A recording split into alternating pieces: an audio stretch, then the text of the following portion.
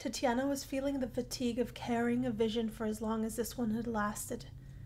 Although she enjoyed knowing the depth and breadth of the Queen Bee duo, she was ready to call it quits when her vision decided on one last detour. Eliza was at the mall, looking for a dress for a party.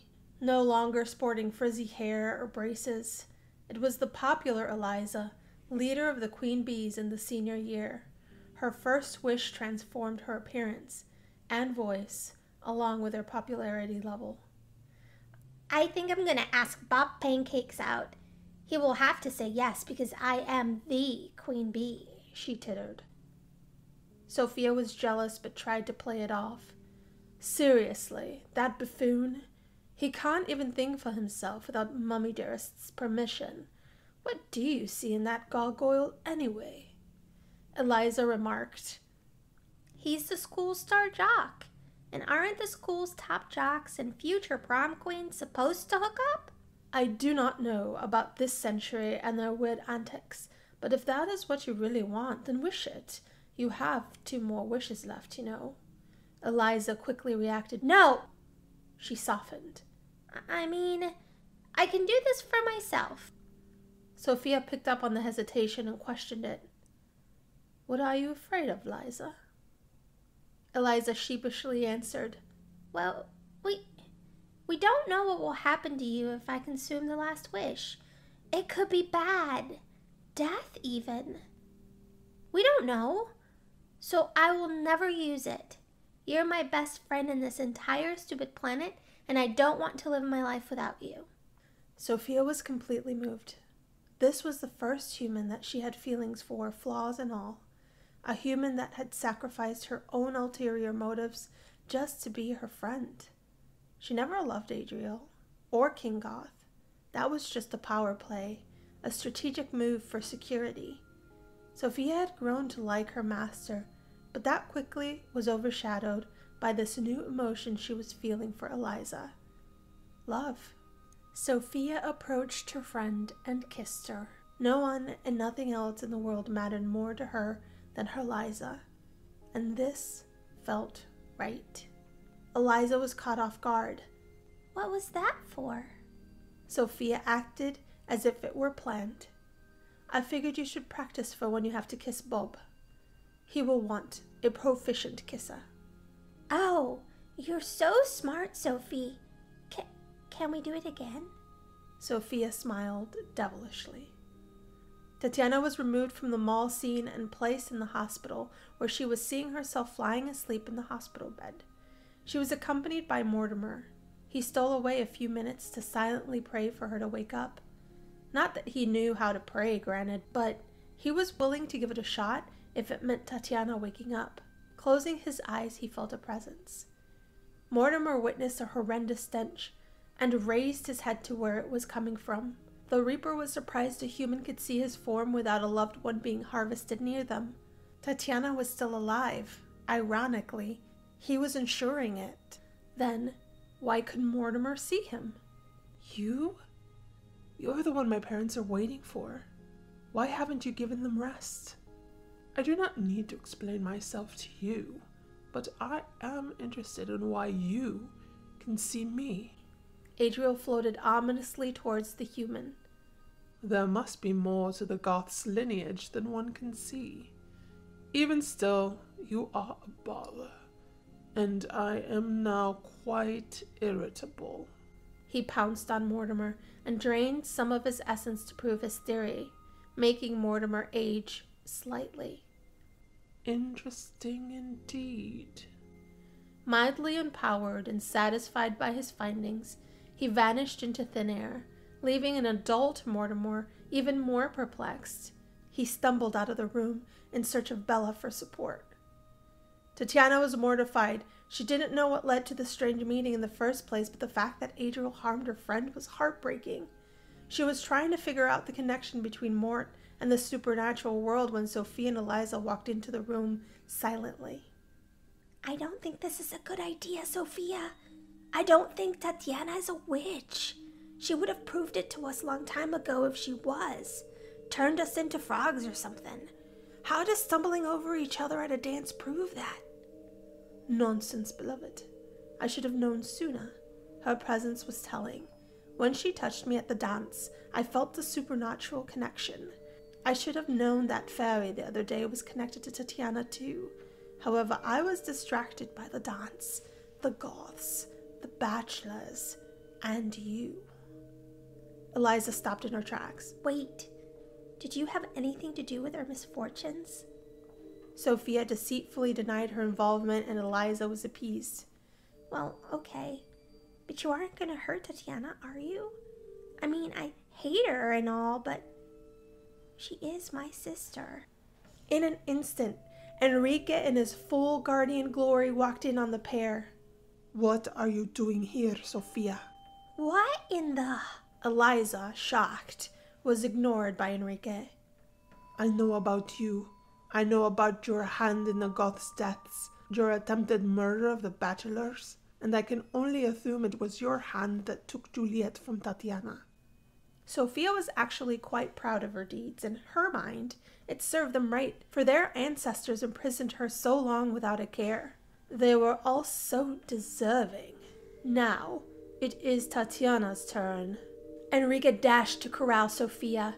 She was powerless, she knew this. He grabbed Sophia by the arm with great force and began his heart manipulation procedure. His eyes and hands began to intensely glow. It was to replace her hatred of so many with indifference instead. Guardians know that hate and obsession is the most destructive of all emotions. This is their reason for existing, to thwart the damage and chaos it causes. Little by little, Sophia was softening in very small doses. The transfiguration was painful, for the roots of hate ran profound. Before Enrique was halfway finished with his work, Eliza, not understanding what was happening and thinking that Sophia was being attacked, in a panic commanded, "I wish we were far away from here, where Enrique can never find us." Sophia's eyes bled translucent blue. She laughed maniacally. Your wish, my love, is my command. Both Eliza and she were teleported to Windenburg. Enrique could never finish his transformation of Sophia's heart, and he was never able to find her again. Tatiana remained silent, heartbroken with the news of Juliet, tortured by the fact Sophia remained on the loose, and weak from her dream state. Last but not least, amazed at the realization of Enrique's revelation and true state. Just when she thought she was about to pass out, she felt a warm presence next to her. Mon ange, when you awake, you must hide. Let the guardian take you away from Willow Creek. Move to Oasis Springs. There is a group of gypsies I know there. They will keep you safe. Promise me. Before she could run to Juliet to hug her, she disappeared the same way she arrived. Quickly. Her soul was sucked back into her body. Enrique was rattled to see Sophia won this round, but was thrilled to see Tatiana stir in her hospital bed. Learning they were soulmates was finally sinking in. He loved Tatiana passionately, always had since he saw her. She was all he ever wanted. The rest of it didn't matter to him at this very second. He just wanted Tatiana well. Enrique was thrilled to see her vitals stronger and color spilling over her fair face. Thank the Creator, querida. I can tell you everything now, starting with this. Te amo. 6 years later, Bella and Mortimer. Bella would get a call from her best friend once a month, whilst they were on the move, and only for what seemed like seconds. She was heartbroken at the fact she could never spend real time with her anymore. It was too risky. Mortimer had 24-hour protection for himself and Bella in case Sophia tried anything stupid, which she hadn't thus far. Bella gave Tatiana news on Eliza's marriage to Bob Pancakes, how Sophia and Charlie Briggins, the recent lottery winner, were engaged in Windenburg. It made local news. She and Mortimer became close after the saga with Sophia. They even started to work on their family history together after Tatiana told them how they were linked in the past somehow. Bella learned she and Tatiana were distant cousins, and that pleased her so. Mortimer learned that the Goths' lineage dealt with some secret society called the S-Hunters, something about trackers of supernaturals, but that's a story for another day. For now, know that the pair are quite smitten for each other. Bella stood by Mortimer through the whole aging ordeal and was such an incredible young lady. He wished he'd noticed her sooner. He was making up for lost time. Tatiana and Enrique. Tatiana and Enrique were back from their trip to Sunset Valley. Being part of the gypsy crew was quite the lifestyle. They adored it. It gave them the freedom they desperately needed, the ability to stay incognito, and the time alone with each other they yearned for. The gypsy arrangement allowed Tatiana to utilize her gifts to help humanity under a guise which was also liberating. Enrique, however, was on borrowed time. They both knew he would soon be beckoned back to the garden to continue his enlistment there. There was no way out of it. It became harder now that they had a son together. That was all things good and pure in this dimension. The fact that Tatiana bred with a guardian allowed her to bypass the curse of a female firstborn child. This was their hope, that the curse was broken, that the Grim Reaper would now be bested and his powers wane because he would not be able to exchange with a non-Fae. Umberto, their son, showed no signs of supernatural abilities. This was a blessing to both Tatiana and Enrique. A child that could live a normal life was all anyone could ask for. A child that was not burdened by the trials of the Fae or the call of enlistment into guardianship. Relief, peace, joy. It was incredible. Umberto was a musical prodigy. He lived and breathed music, even at such a tender age. His parents were quite proud of their little man. Yet, there was one last heartbreak, one last tear to shed, one final goodbye. The day Enrique left to complete his draft with the Guardians, he left his heart with his family.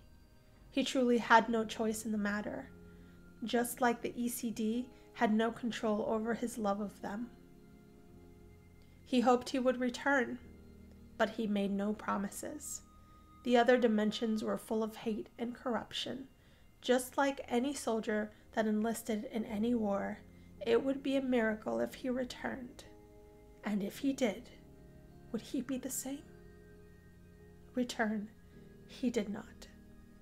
But a new story began. A story of a girl who wanted all the attention in the world. A young girl who cursed her sister. A sister that Tatiana's Umberto would love unconditionally. His very own cursed beauty. You may be wondering about the souls trapped as figurines. What happened to them? Well, Adriel has them. He made a special trip to Tatiana and Juliet's home and found them all tucked away in a chest. Silly Fae. He learned of Tatiana's early failed attempts at controlling her powers, how she accidentally figurined so many souls, and ironically, it pleased him. For it gave his wife Celeste new friends to commiserate with. If she could not find freedom, then he promised neither would they. Besides, he was a collector of many things.